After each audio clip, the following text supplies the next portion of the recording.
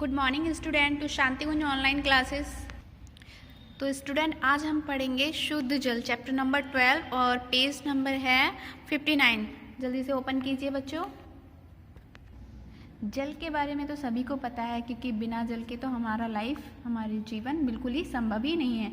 तो बच्चों इस चैप्टर में हम जल के बारे में ही पढ़ेंगे। पृथ्वी पर जल पर्याप्त मात्रा में है, यानी पृथ्वी पर जल बहुत ज़्यादा है, यानी जितनी हमें ज़रूरत है उतना है। जल ने पृथ्वी के लगभग 70% से अधिक भाग को ढका हुआ है। मतलब हमारी पृथ्वी पर लगभग 70% भाग पर क्या है, पानी ही पानी है। जल भूमि के अंदर एवं हवा में भी पाया जाता है। समुद्रों, महासागर, झीलों, तालाबों, इन सभी जगह पे जल पाया जाता है। सभी जंतु, सजीव वस्तुएं जल के बिना जीवित नहीं रह सकती। मानव शरीर में भी जल है। आपको पता है हमारे शरीर में कितना % जल होता है? हमारे शरीर में लगभग 65% तक वाटर या जल होता है। जो लोग शुष्क भूमि पर रहते हैं वे भूमि से झरने, नदियाँ, झीलों, तालाबों या वर्षा की बूंदों के रूप में जल प्राप्त करते हैं। जल 3 रूपों में मिलता है, ठोस में, द्रव में और गैसों में भी। जल में अशुद्धियाँ अब हैं कि हमारे पानी में बहुत सारी अशुद्धियाँ भी होती हैं। ऐसी अशुद्धियाँ जिन्हें अगर हम पी लें तो हम बीमार भी पड़ सकते हैं। तो अब हम वही पढ़ेंगे। जब वर्षा का जल भूमि पर बहता है तो उसमें अनेक पदार्थ घुल जाते हैं। इनमें कुछ पदार्थ अघुलनशील होते हैं, वे तो तैरते रहते हैं या जल में डूब जाते हैं। ये घुलनशील और अघुलनशील पदार्थ जल को अशुद्ध बनाते हैं। ऐसे जल को प्रदूषित जल कहते हैं। तो बच्चों समझ में आया प्रदूषित जल क्या होता है? ऐसा जल जो पीने के योग्य नहीं होता और इसमें क्या होते हैं, बहुत सारे ऐसे घुलनशील और अघुलनशील पदार्थ होते हैं। मतलब जो पदार्थ जल में घुल जाते हैं, जैसे मिट्टी वगैरह का जो रंग मतलब पानी में आ जाता है, वो घुलनशील पदार्थ होते हैं। और ऐसे पदार्थ जो नहीं उसमें घुल पाते हैं, जैसे सूखे पत्ते वत्ते वगैरह जो होते हैं ऊपर तैरते रहते हैं, वो अघुलनशील पदार्थ होते हैं। जल अनेक प्रकार से प्रदूषित होता है। अब हमें ये बताना है कि पानी किन किन तरह से प्रदूषित होता है। तो सबसे पहले किसी स्थान पर भरा हुआ जल दिन प्रतिदिन प्रदूषित होता रहता है और इसमें दुर्गंध यानी बदबू आने लगती है। और वहाँ पे क्या होगा, बहुत सारे मच्छर भी आ जाएंगे, जिससे मच्छर से मलेरिया जैसी बीमारियाँ फैलने लगती हैं। तो इन्हें हमें क्या करना चाहिए, पानी को कभी भी ऐसे भरा हुआ नहीं छोड़ना चाहिए। फिर है नहाने या कपड़े धोने के से भी तालाबों का जल गंदा हो जाता है और इसीलिए हमें तालाबों में कपड़े नहीं धोना चाहिए। कच्चे कुआं का जल भी निरंतर धूल, मिट्टी और अन्य अशुद्धियों के गिरने के कारण प्रदूषित होता रहता है। और औद्योगिक नगरों में कारखानों से निकलने वाले व्यर्थ पदार्थ, कूड़ा करकट, गंदगी, ये सारी नदियाँ में बहा दी जाती हैं, जिससे हमारी नदियाँ भी अशुद्ध हो जाती हैं, गंदी हो जाती हैं। जल का शुद्धिकरण। अब बच्चों हम जल को कैसे यूज़ करें? शुद्ध करके ही हमें उसको यूज़ करना चाहिए। तो पानी को हम शुद्ध करने के लिए तीन चार विधियां हैं, उनका प्रयोग करते हैं, जैसे अपसादन, निथारना, फिल्टर करना, उबालना। तो सबसे पहले पढ़ते हैं अपसादन में क्या होता है। इस विधि में भारी अघुलनशील अशुद्धियों को जल से अलग कर दिया जाता है। मतलब जो पानी में नहीं घुलती हैं उन अशुद्धियों को अलग कर देते हैं। यदि जल को काफ़ी देर तक बिना हिले ढीले स्थिर रहने दिया जाए तो भारी अघुलनशील कण नीचे बैठ जाते हैं। इस प्रकार जल ऊपरी परत अशुद्धियों से मुक्त हो जाता है। जैसे कि इसमें दिखाया हुआ है कि इसमें गंदगी वाला पानी था और हमने कुछ देर इसे ठहरने दिया तो इस तरह से हमें साफ पानी ऊपर मिल जाता है। फिर है निथारना। निथारने से हम क्या करते हैं, ये तल छटन की विकसित विधि है। इस विधि में ऊपरी परत का साफ पानी बहुत ध्यानपूर्वक किसी दूसरे बर्तन में निथार लिया जाता है। मतलब जैसे ही हमने इस तरह का पानी थोड़ी देर रहने दिया, फिर उसके बाद जो गंदगी होती है नीचे आ जाती है, उस पे और पानी ऊपर आ जाता है, फिर हम उसे दूसरे बर्तन में कर लें।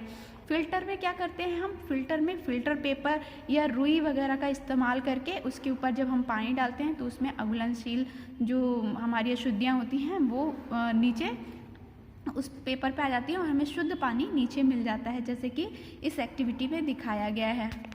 ज़्यादातर आप अपने घरों में देखा होगा कि पानी को हम उबाल कर भी इस्तेमाल करते हैं। तो पानी उबालने से भी कीड़े जो होते हैं उसके वो समाप्त हो जाते हैं, ख़त्म हो जाते हैं, तो वो रोगाणु रहित पानी हो जाता है, वो जो कि हमें डॉक्टर भी एडवाइस करते हैं। फिर है घुलनशील अशुद्धियों का निवारण। आसवन विधि के द्वारा।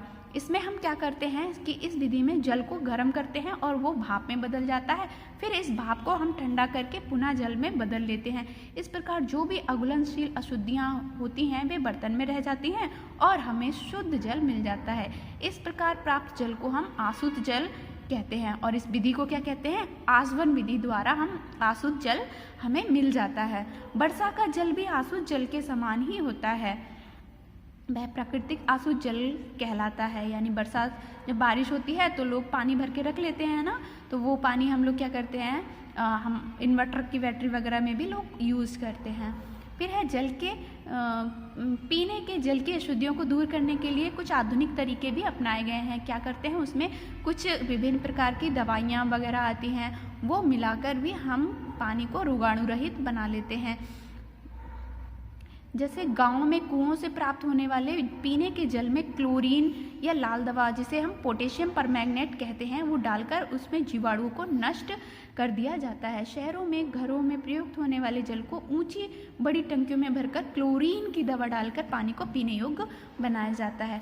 अब है जल में परिवर्तन। जल में कैसे हम परिवर्तन कर सकते हैं। बाष्पीकरण। बाष्पीकरण का मतलब क्या होता है, भाप में बदलना। जल का जल वाष्प में बदलना बाष्पीकरण कहलाता है। यदि हम एक प्लेट में जल भरकर कुछ घंटों के लिए धूप में रख दें तो हम देखेंगे प्लेट का कुछ जल कम हो जाता है। वह जल कहाँ जाता है, ये सूरज की गर्मी के कारण भाप बनकर वायु में मिल जाता है। फिर है संघनन। संघनन का क्या मतलब होता है कि जब जल वाष्प को ठंडा करने पर जल में परिवर्तित हो जाता है, इस क्रिया को हम संघनन कहते हैं। मतलब भाप को ठंडा करके जो जल मिलता है उसे हम संघनन कहते हैं। फिर है जल एक मूल्यवान संसाधन है। मतलब जल बहुत ही ज़्यादा प्रिसाइज रिसोर्स है। जल बहुत ही मूल्यवान संसाधन, इसका अपव्यय नहीं करना चाहिए। मतलब अपव्यय हमें इसका नहीं करना चाहिए, इसको ख़त्म नहीं करना चाहिए, हमें बचाकर रखना चाहिए। हमें बेवजह पानी को नहीं फेंकना चाहिए, क्योंकि अभी तो हमारी पृथ्वी पर पर्याप्त मात्रा में पानी है, पर पीने योग्य पानी कुछ शहर ऐसे हैं जहाँ पर अभी भी पीने योग्य पानी नहीं है और वहाँ पर पानी बहुत ही महंगा भी हमें मिलता है। तो इसीलिए हमें अपने जल को बचाकर रखना चाहिए। बर्तन में बचे जल को फेंकिए मत, उसे पौधे आदि को सींचने में लगाइए।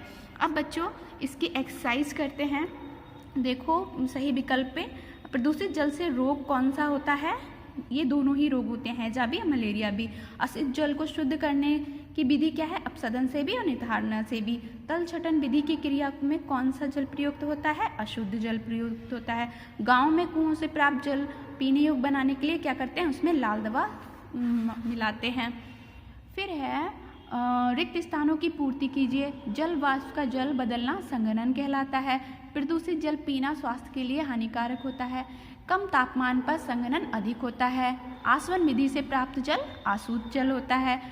तेज वायु में बाष्पीकरण तेजी से होता है। फिर है सही गलत के निशान लगाओ। पृथ्वी के धरातल पर 70% पानी है, बिल्कुल सही बात है। जल को छानकर उसकी अशुद्धियाँ दूर की जा सकती हैं, बिल्कुल सही बात है। जल को कीटाणु रहित करना आसवन कहलाता है, नहीं, उसे आसवन नहीं कहते हैं। आसवन में तो हमने कुछ और किया था। पोटेशियम परमैंगनेट का प्रयोग कुएं के जल को कीटाणु रहित बनाने में किया जाता है, बिल्कुल सही है। अब है प्रश्न उत्तर। जल प्रदूषण क्या है, इसके प्रमुख 3 कारण दीजिए। तो बच्चों पहले का आंसर यहाँ से लिखना। जब वर्षा का जल भूमि पर बहता है तो उसमें अनेक पदार्थ घुल जाते हैं और ये घुलनशील और अघुलनशील पदार्थ जल को अशुद्ध बनाते हैं। ऐसे जल को प्रदूषित जल कहते हैं और ये पीने योग्य नहीं होता है। फिर उसके आगे का यहीं से लिखना, ये भी 1 का ही आंसर है। पहले यहाँ से और यहाँ तक इतना कर लेना और उसके बाद में सेकंड पॉइंट, फर्स्ट पॉइंट और सेकंड पॉइंट, ये कारण हो जाएंगे प्रदूषण के। नहाने और कपड़े धोने से पानी गंदा हो जाता है। क्वेश्चन नंबर 2 है अशुद्ध जल को किन विधियों द्वारा शुद्ध किया जाता है। तो बच्चों बस इसका आंसर आप यहाँ से और यहाँ तक ही लगाना, डिटेल में इसको नहीं लिखना है अभी। क्वेश्चन नंबर 3 है आसवन विधि क्या है। आसवन विधि से जल किस प्रकार शुद्ध किया जाता है। आसवन विधि यहाँ से लिखना। क्वेश्चन नंबर 3 का आंसर, इस विधि में जल को गर्म करके भाप में बदला जाता है, तो ये अशुद्ध जल कहलाता है, यहाँ तक लिखना है। क्वेश्चन नंबर 4 देखो, वाष्पीकरण से आप क्या समझते। 4 का आंसर यहाँ से और वाष्पीकरण कहलाता है, इतना ही करना है। मतलब जल वाष्प में बदलना वाष्पीकरण कहलाता है। फिर लास्ट क्वेश्चन है वाष्पीकरण और संघनन में क्या अंतर है। तो जो अभी कराया था बस वहीं पे है इसका आंसर। यहाँ से जल का वाष्प में बदलना वाष्पीकरण कहलाता है, और जल वाष्प का ठंडा होने पर जल में परिवर्तित हो जाना, इस क्रिया को संघनन कहते हैं। ओके स्टूडेंट, अपना वर्क कंप्लीट कर लेना अपनी कॉपी में अच्छे से। Okay, bye bye.